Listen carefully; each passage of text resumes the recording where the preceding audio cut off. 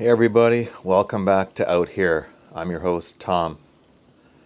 Wow, it's been a little while, a little longer than I thought between episodes, and I apologize for that. But it is what it is. I'm here and I'm recording.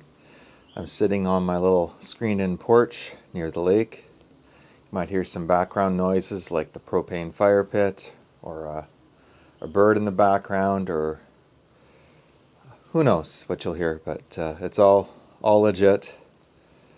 It's all part of life out in the country. So in this episode, I wanted to kind of talk about the first 50 years. I know I touched on it a little bit in the first episode, but I wanted to talk about why I am out here in the middle of nowhere on my own. You see, growing up, I knew I was always a little different. I didn't want trophies. I didn't want to be the athlete. I didn't want to be the rough and tumble boy on the ground, fighting with the other boys. I was quite content to watch others have fun, even as like a 3-year-old. My parents told me about this. I've always been kind of on the fringes, on the outside. Moving into high school, grade 9, it was a very cliquey high school. There was a group called the Loners, or not the Loners Club, the Losers Club, and I didn't even belong to that. Like, I didn't even qualify for that one. And that's okay. I made my own way. I remember an exercise in, it might have been grade 10 civics, and the talk about peer pressure and conformity and all these things. And there was this class exercise, and I was the only one that wouldn't conform. And even the teacher's like, don't you feel this pressure to give in to the class consensus? And I'm like, no, because I don't agree with it. I felt a little more sense of community when I went to my undergrad at a small U.S. college. Lake Superior State University was the name of the college. For some reason, it was very, very different than elementary school or high school, and I'm not talking maturity level. The way people interacted, especially in the first year, like everyone was just looking to make friends and be a part of a group. And we collaborated to help each other study for exams, and it was really nice. And I would say it was the most social time of my life, the time of my life where I would say I had the most fun in any type of setting where there was structure. I really enjoyed Lake State, and there are days I look upon that with some fond memories. Oddly enough, I really couldn't name any names of the people because they just haven't been a part of my life outside of graduation. That was it. And people were from all over the place. I mean, some were from Sioux, Michigan, some were from Sioux, Ontario, some were from Texas or Florida. Some kid was from Alaska, a lot of kids from Detroit. Just kind of spread out, and a lot of the classes that I met these people in were core classes that weren't part of my major, but you needed to take these classes in order to qualify to get a bachelor's degree. This particular school had a firm belief in having a well-rounded education, not just your major to get your bachelor's degree. I did a lot of elective courses in the psychological arts, and I really, really enjoyed that. And to be honest, I am giving serious thought to enrolling in a master's program for clinical psychology. It's a virtual campus that allows me to do the work. It's geared for people that are working full time. I'm leaning towards getting my master's degree in clinical psychology, so as I age out of my main profession, I have something that's less physically demanding that I can still use to help people. And I think also it'd be something that would help my coaching business moving forward.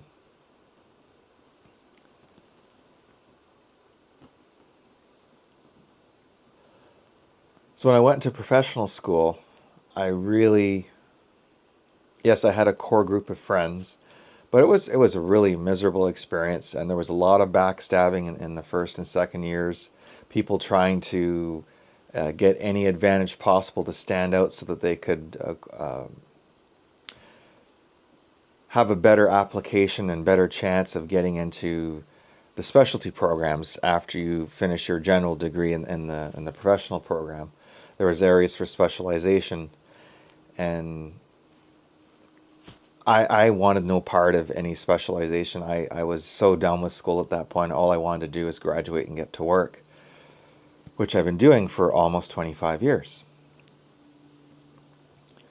But along the way, I've had encounters with people, men, women, in my personal life, in my professional life, in my work life before I was a professional, people who I thought I could trust, people who I thought were friends for life.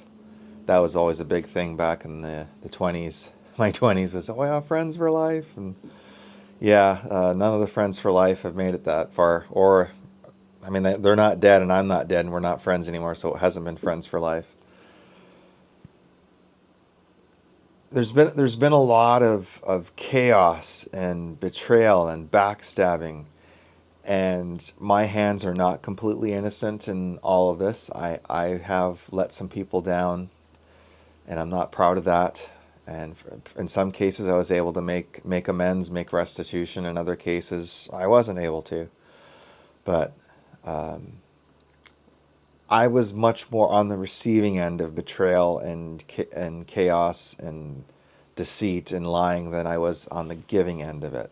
I can say that with 100% certainty, like 95 to 5, if you know what I mean. Like 95% of the time, I was the recipient of the betrayal, the deceit, the lies, the hurt. Very rare was I the one who was giving it. But I have learned a lot from the times when I was the one giving it, and I have learned a lot from the times I've received it. Now, some listeners might say, "Hey, well, you need to do therapy and process this and move on so you can reintegrate to be a normal person in society." And well, I've never been a normal person in society. Oh, that's hilarious concept. I've always been different. I've always been on the fringes. I'm happier that way. I don't want to conform. I don't want to be necessarily the center of attention. I don't want to be in a pecking order or where there's an alpha and betas and all this. Like I've been very, very content developing into who I've become, which is what I believe the current trend calls them Sigma males, where I'm off to the beat of my own drummer. I don't need to be the most interesting person in the room. I don't need to establish dominance. And that drives alpha males nuts. Like they think they have to assert dominance over me. And I couldn't be bothered. It's like, do whatever the hell you want. Like, I don't care. And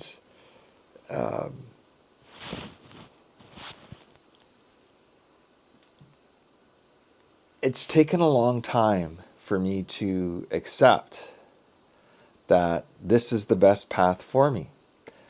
And I know I'm not alone. I know there are other Sigma males out there who are on their own, who don't necessarily need conformity, who don't need to be part of a group, who don't need to prove themselves to someone else. The only person I have to prove myself to is me. And I don't say that flippantly. I have I've gotten the degrees. I've got the paychecks. I've achieved my dream home status. I've made things that I want, I personally want for me, are the things I've gone after. Now, am I a selfish bastard? Okay, well, technically, I am a bastard. I was born a bastard, and I'm okay with that. Mom, Dad, love you. You know, if you'd only married 21 days earlier, I wouldn't be a bastard, but hey, whatever. Doesn't really matter. Am I selfish? I can be, but I'm also a very, very giving person. I've given to the point where I've hurt myself in the process of giving. And that was, there's many different examples of that in my life where I've given past the point of hurting myself. And I've learned that I have to be much more selective as to who I invest in. And it's not necessarily for a return on investment. It's more that I'm not investing into a bottomless pit of need that will never, ever say, thank you. Yeah, that's great. Thanks, you've helped. I've been used. I've been used like, oh, yeah, I've been used and abused and taken advantage of. Even in my elementary school days, high school days, college days, volunteer days. And I don't want to portray myself as a victim here. I'm saying I've learned from these experiences, and that's why I'm comfortable being on the fringe, on the outside looking in. And actually, maybe that's not even the right words to say, on the outside looking in. Yes, I'm on the outside, but I'm more looking at me and what I want to do with life and how I want to move forward helping people and serving people in a way that satisfies me, in a way that fulfills my wants, my needs, my desires, my purpose. And again, I know you hear these words and it's like, it sounds selfish, self-preoccupied. Far from it. Like, I am very much involved in family and friends' lives. I help friends out. They help me out. It's just been a process where the pain and suffering and the loss and the betrayal have put together have put together the person that's talking to you right now, which is someone who is perfectly content to be alone on a Saturday night as I'm recording this podcast for you. I don't need to be at a party. I don't need to have 20 friends. I don't need to be distracted by YouTube or Netflix and Apple TV and endless music playing all the time. I'm very happy to sit down and enjoy the moment. And that I've always been different. I've always been a bit of a loner, but I wasn't always as comfortable as I am now with it because I know part of that is maturity. You know, I'm now past 50, but there could be those of you in my age group who are, questioning, do they belong where they are right now or not? Would they be better off on their own? There could be people in their 40s and 30s with the same questions. It's not necessarily an age or maturity thing. It is a self-discovery thing. And the sooner you ask yourself the questions, like, for example, if you're in a marriage or a relationship that just isn't working out, is it time to call it? Is it time to go your way, your direction, and start getting to know you? I've met many people in my life who simply cannot be alone. They go from relationship to relationship to relationship, and they are always picking the same wrong girl or guy, depending, who we're talking about, over and over again. And they don't even take a break to recover from the wounds of the failed relationship, because honestly, I don't think they were in the relationship. They just didn't want to be alone. And that's in my humble opinion, it's a horrible way to live. I think you have to become comfortable with yourself on your own, alone, and learn to love yourself. Learn to accept who you are. Learn to embrace your quirks and find out, what makes you happy. And even happy is not the right word. What brings joy to your life? Joy is a state. Happiness is like a fleeting emotion. Joy and fulfillment are meaningful, long-term concepts.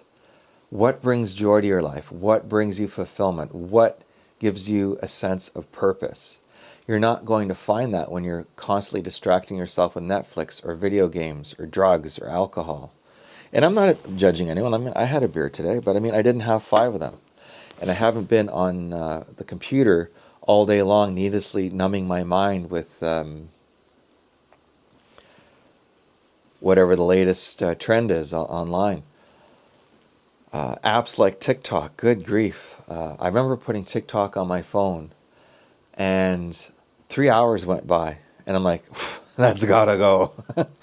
Yeah, it's just a time-sucking distraction that's like cha-ching, cha-ching, cha-ching on the dopamine meter in your brain. It leaves you wanting more and more and more, like any other drug or addiction.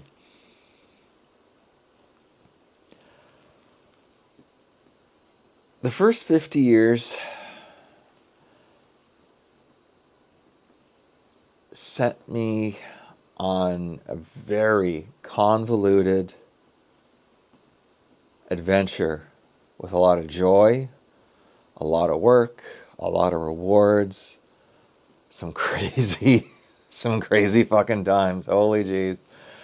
And at the same time, put me on a painful path of self-discovery to work through horrible depths of depression and suicidality, to healing mentally, emotionally, spiritually, physically. I went on a crazy adventure to a healing retreat with someone who used some very interesting plant-based medicines to help me get some breakthroughs. That's been a game changer for me. But just getting to the point, I was open enough to explore, okay, I'm not happy. At this point, I was in my 40s. My parents had passed away. And I'm like, it's time to take care of me now. I spent several years in my 40s just taking care of my mom and dad. I actually sold my business, and I was either not working or working, very limited part-time hours, so I could spend as much time as I could with them while they were in their decline. And that was something I chose to do. I was happy to do for them. I learned a lot about other people while I was doing that for them. I had people show interesting sides, like some people who pretended to be my friends who absolutely weren't. In my deepest, darkest times of need, just weren't there. They couldn't be bothered. That was painful. That was very fucking painful. And it taught me that, ultimately, the lessons my dad taught me about self-reliance are very, very important, because there will be times when you are being challenged, when you are being asked to dig very, very extremely deep into the shit to pull through, to get up to the other side, and there's no one by your side but you, yourself, or me, myself, and I. That's who is there. So yeah, those lessons have taught me it's okay to be me. I'm allowed to be me. I'm allowed to live on my own and be happy. I'm allowed to do my things that make make my difference in the world. If I so choose to go get my clinical psychology degree, I'm going to go do it. I don't need anyone's permission. I don't need to make anyone happy. If I decide to sell and leave the country and start a new adventure somewhere else in the world, I can go do that. I don't need to ask anyone. And that, to me, sorry about the mic, the fact that I don't need to ask anyone's permission to go change my life, to take a new degree, to go on a vacation, to go on an adventure, to buy something I really want or sell something I don't want anymore, to have that freedom, that's priceless to me. That's something that's very, very important to me. It's part of my value system. And I know, yeah, there will be people who think that's a bad value, that I should be seeking a mate, someone to share my life with and share the adventure with. And it's so enriching. And I don't want to sound flippant, because I know for people that it actually works for, it's awesome. I'm just not that person. You may not be that person, or you may not be that person anymore. And I'm here to tell you, it's okay if you're not that person anymore. If it's time for that change, I mean, be very sure, dig deep within your own heart and soul before you make any radical decisions. Don't just have a midlife crisis and ruin what was otherwise a great marriage for 20 years. But if you are truly unhappy with what you're doing, it might be time to make that change. I know I had to make changes. I made, in my career, in my personal life, my love life, I've made very, very big changes, very, very big sacrifices. Some of them sucked, some of them worked out awesome. And that's just life. But if you spend your whole life conforming to other people's expectations, what you think other people's think you should be doing, or what you think you should be doing because other people have told you that, because your culture expects it of you. It's 2025. You don't have to do that anymore. There are more and more people who are making a go of it on their own. I've chosen to make a go of it on my own out in the country, in Northern Ontario, where right now I have the night sky, I have the silhouette of some trees, I have Lake Huron to look at. I can hear some frogs singing in the background. I hear the wind blowing through the trees. I love it, you know. Yes, there are sacrifices. The commuting, anywhere I got to go, is at least an hour or more. But hey, you know, on the other hand, I'm here. I'm loving it. I have good days. I have bad days, just like anybody else. Don't kid yourself. Don't think any decision you make in life is going to be perfect forever. That just doesn't happen. There will always be ups and downs and challenges and opportunities to grow.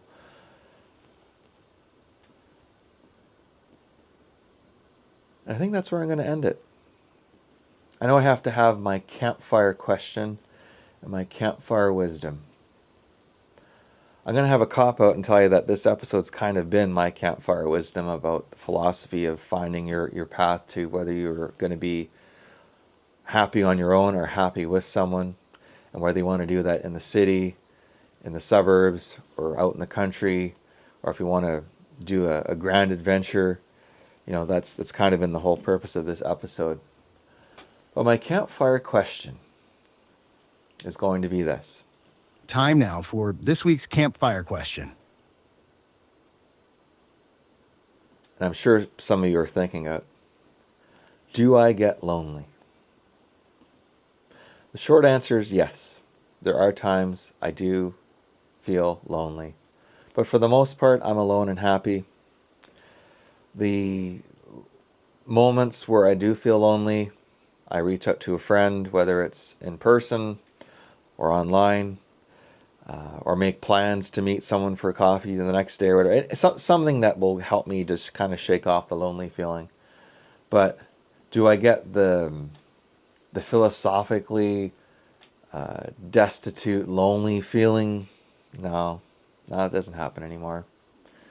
I would say extremely rarely do I ever feel that way, and it hasn't happened in years at this point.